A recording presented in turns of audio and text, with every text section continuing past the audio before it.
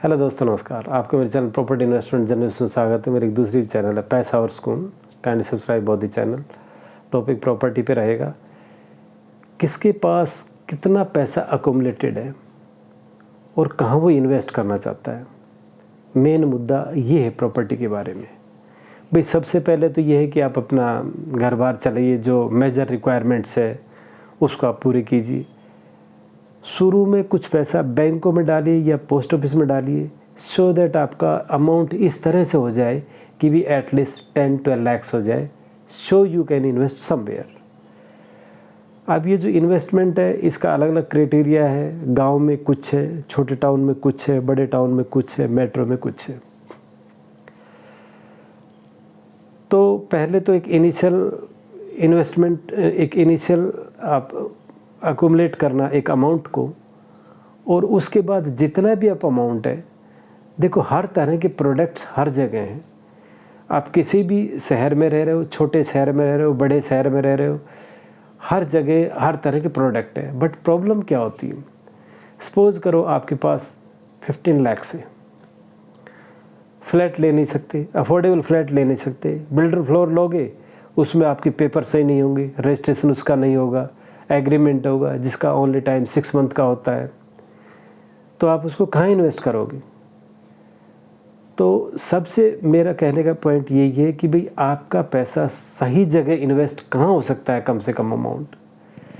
तो कम से कम अमाउंट आपका वहाँ इन्वेस्ट हो सकता है जहाँ गवर्नमेंट ये वैलिडिटी देती है कि भाई फलां आपका जो इन्वेस्टमेंट है और जो फलां आपने जो लैंड का टुकड़ा परचेज किया है वो आपका अपना है।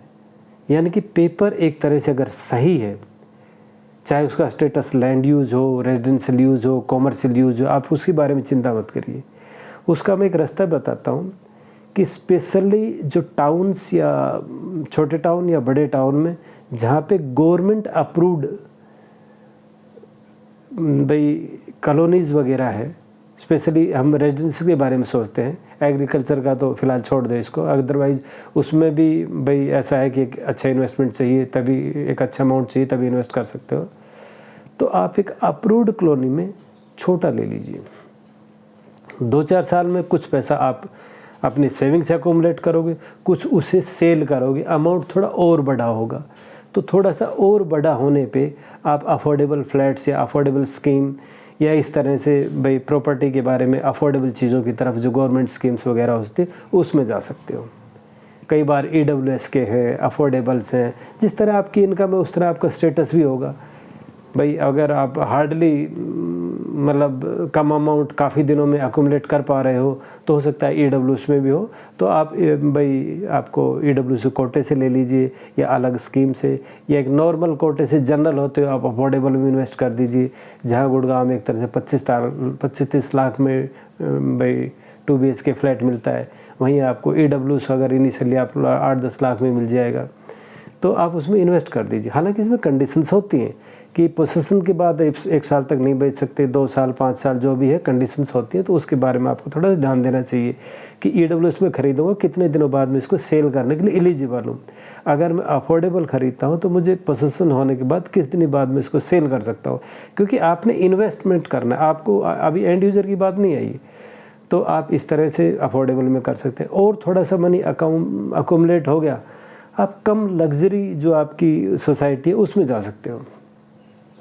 या हालांकि आप एक लैंड स्टेटस जिसका रेजिडेंशियल है उसका प्लॉट तो नहीं ले सकते, अदरवाइज़ प्लॉट बहुत अच्छा है। छोटे टाउन में आप प्लॉट भी ले सकते हो। आप उसके मीन्स ये स्टेज है आपकी अफोर्डेबल फ्लैट्स के बाद, यानी कि लग्जरी एक कम लग्जरी सोसाइटी में जा रहे हो।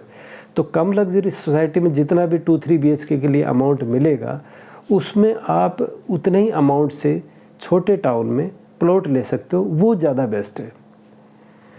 तो आप उसमें इन्वेस्ट कर सकते हो। आपके पास थोड़ा सा और ज़्यादा अमाउंट आया तो आप क्या है कि लग्जरी के मिडल सेगमेंट में जा सकते हो। अब लग्जरी के मिडल सेगमेंट में या भाई आपका लोअर सेगमेंट में क्या है, आपको रेंट तो मिलेगा ही, उसकी कॉस्ट भी बढ़ेगी, तो so that you can increase your money.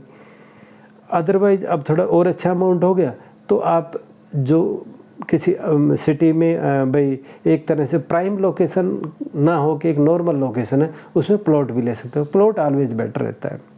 और थोड़ा ज़्यादा अमाउंट है कि भाई आप बेस्ट लग्जरी में जा सकते हो, तो आप बेस्ट लग्जरी में जाने के बजाय बेटर आप इन्वेस्टमेंट प्लॉट में कीजिए, जिसका लैंड स्टेटस रेजिडेंशियल यूज़ है, तो वहाँ आप अपने अमाउंट को लगा सकते हो। और अब इसके साथ ये भी है कि आप एक तरह से प्रॉपर्टी में इन्वेस्ट मत करो। पैरेलली आप क्या है कि भाई थोड़ा सा स्टॉक्स में भी डाल दो, थोड़ा सा एफडी वगैरह में डाल, थोड़ा थोड़ा अमाउंट, ज़्यादा नहीं, मेजर आप इसमें डालिए प्रॉपर्टी में। तो उसमें क्या होगा कि भाई अगर उसको आपके पास अमाउंट और थोड़ा ज़्यादा है तो उसको सेगमेंट कर दीजिए कि भी आप एक की जगह 2 प्लॉट ले लीजिए, छोटे टाउन में ले लीजिए।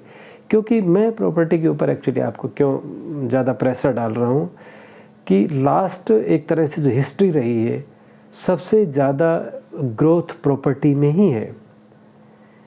आप अगर 10 केस भाई इन्वेस्टर के उठाओगे जो प्रॉपर्टी में करता है, 10 केस इन्वेस्टर को उठाओ जो स्टॉक एंड शेयर में करता है, और 10% को उठाओगे जहाँ और तरह का बिजनेस करते हैं। तो क्या है कि जहाँ पे आप पैसिव रहते हो तो उस केस में प्रॉपर्टी आपको ज़्यादा ग्रोथ देता है। लेकिन जहाँ पे आप एक्टिव हो, तो भाई एक्टिव में तो ये है कि आप बिज़नेस में जितने एक्टिव रहोगे, जिस तरह का आप बिज़नेस करोगे, तो वो तो सबसे ही बेटर है। वो तो इवन ज़मीन में इन्वेस्टमेंट से भी बेटर है।